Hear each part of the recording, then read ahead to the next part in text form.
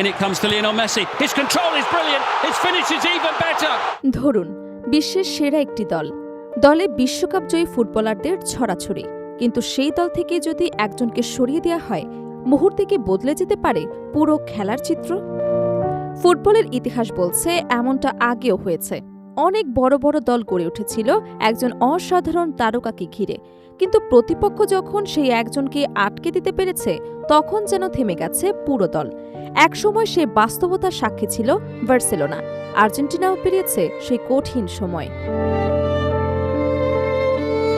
বিশ্বকাপ জয়ের পর মনে হয়েছিল লিওনেল স্কোয়ালিনির দল অবশেষে সেই অধ্যায় পেছনে ফেলেছে। আর্জেন্টিনা আর শুধু একজনের উপর নির্ভরশীল নয়, এমন বিশ্বাসই জন্মেছিল ফুটবল বিশ্বে।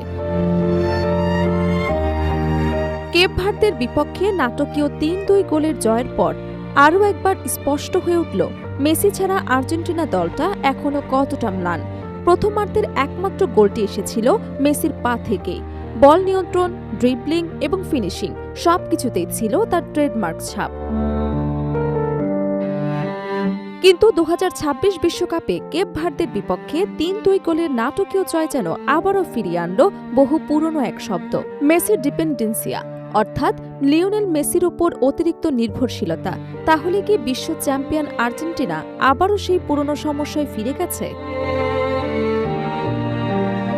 মেসির ডিপেন্ডেন্সিয়া শব্দটি একসময় বার্সেলোনা এবং আর্জেন্টিনার সঙ্গে অতপ্রতভাবে জড়িয়েছিল, কারণ প্রতিপক্ষ যদি ডাবল বা ট্রিপল মার্কিংয়ের মাধ্যমে মেসিকে নিষ্ক্রিয় করে দিতে পারত, তাহলে পুরো দলের আক্রমণ ভাগই অনেকটা অকার্যকর হয়ে পড়ত।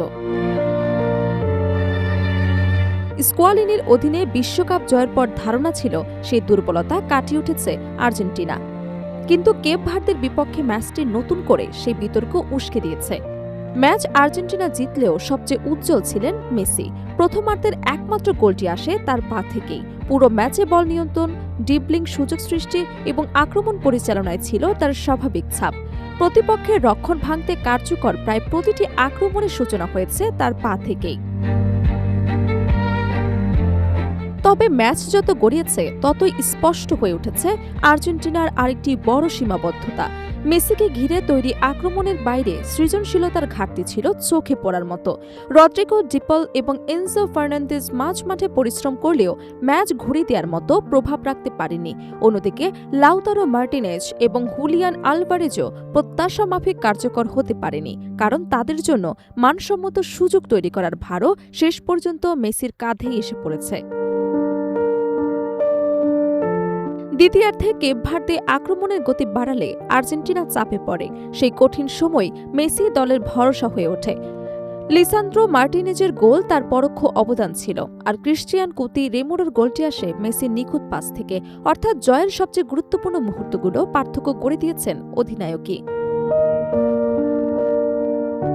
এতেই প্রশ্ন উঠছে, ক্যারিয়ারের শেষ অধ্যায়ে থাকা মেসির ওপর এত বড় নির্ভরতা কতটা টেকসই?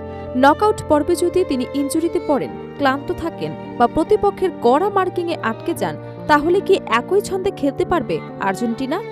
এখন লিওনেল স্কোয়ালিনির সবচেয়ে বড় চ্যালেঞ্জ একটি কার্যকর প্ল্যান বি তৈরি করা, যেখানে মেসি ছাড়াও আক্রমণ সমানভাবে কার্যকর থাকবে। তাই কেপ ভার্দের বিপক্ষে জয় পেলেও আর্জেন্টিনার সামনে বড় প্রশ্ন থেকেই গেছে, বিশ্ব চ্যাম্পিয়নরা কি সত্যি দল হিসেবে খেলছে, নাকি এখনও একজন কিংবদন্তির কাঁধে দাঁড়িয়ে আছে তাদের পুরো স্বপ্ন?